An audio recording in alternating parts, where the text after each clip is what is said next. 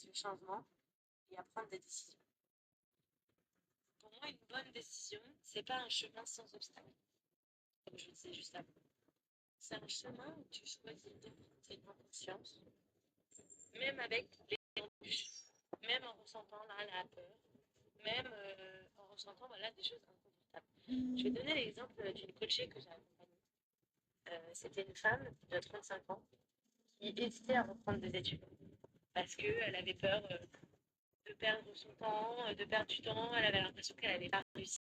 C'est pour ça un petit peu la classique. Tu fais des études jeune, des études jeunes, Ouais, moi ça va plus.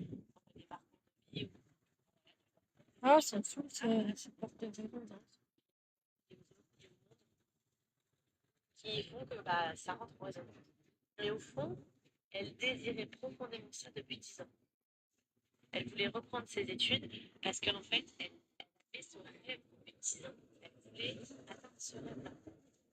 Ça, elle voulait reprendre les études parce qu'elle devait en fait avoir ça, euh, avoir ce changement profond, avoir cette nouvelle vie. Et donc à ce moment-là, elle ne choisit pas par la logique, ou par la logique d'une société, de ce qu'on nous impose, mais par l'élan intérieur de ce qu'elle ressent, par le désir de, elle veut vivre cette réalité, c'est son rêve, elle veut vivre son rêve. Et donc tout ça, ça part d'une décision, une vraie décision, qui est du coup qui est vivante, qui est alignée, qui est puissante et qui est motivée par l'élan intérieur. Elle vient d'elle-même. Alors bien sûr qu'elle a ressenti des peurs, bien sûr qu'elle a ressenti des attentes extérieures parce que du coup elle avait sa famille, ça a engagé plein de décisions particulières, mais en fait ça se construit. C'était aligné à ce qu'elle voulait vivre, elle était prête à accepter les conséquences et on a fait le travail ensemble pour emprunter ce chemin en conscience. Et au final, bah, voilà, elle est repartie avec son plan d'action et aujourd'hui bah, elle est en études et c'est parfait pour elle.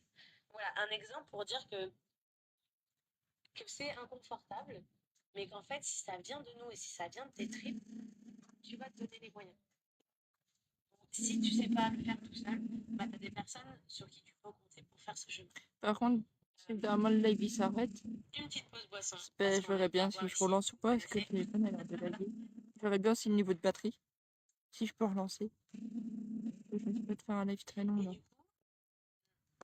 Après, je me suis posé la question, Mais mais bon. comment savoir si on est sur le bon chemin?